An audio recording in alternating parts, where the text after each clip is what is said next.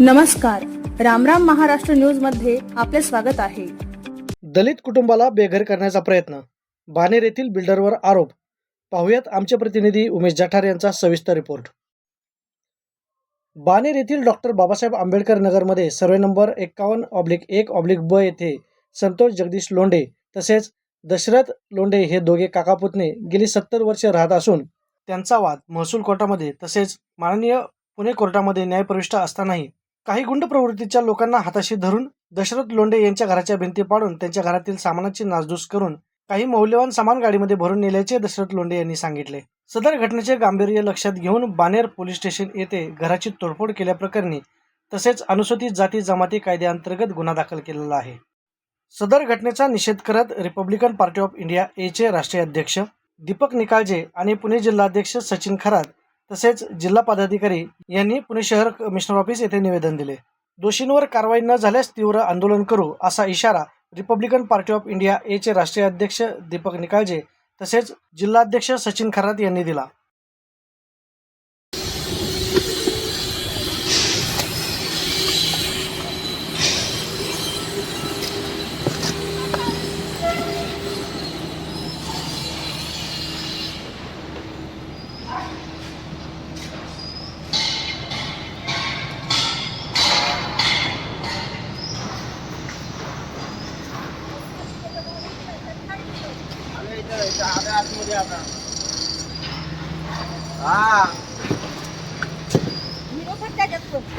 अरे मामा आला आता इथे मम्मी पण आहे आम्ही पण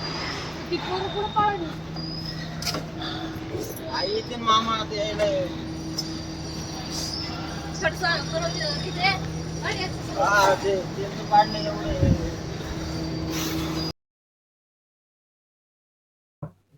doctor Babasaheb Ambedkar Nagar Baner survey number 5/1/ब येथील दलित कुटुंब संतोष जगदीश लोंढे व दशरथ लोंढे यांचं काल दिनांक 13 ऑगस्ट 2024 रोजी सायंकाळी 4 वाजता कैलास वाणी, कैवल्य वाणी व राहुल वाघुले यांनी त्यांच्या राहत्या घरी जाऊन न्यायप्रविष्ट त्यांचा कोर्टामध्ये केस चालू असतानाही त्यांचं घर पाडून त्यांना बेघर करण्याचा प्रयत्न या काही गुंड प्रवृत्तीच्या लोकांनी केलेला आहे.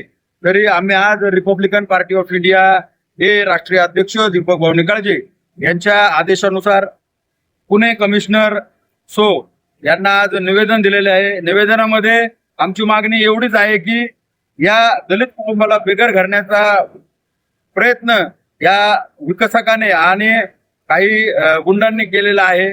तरी त्यांच्यावर कठोरच्या कठोर कारवाई करून त्यांना त्वरित अटक करावी, अन्यथा रिपब्लिकन पार्टी ऑफ इंडियाच्या वतीने संपूर्ण पुणे जिल्ह्यामध्ये, पुणे शहरामध्ये व महाराष्ट्र राज्यामध्ये तीव्र स्वरूपाचे आंदोलन घेण्यात येईल, याची नोंद प्रशासनाने घ्यावी.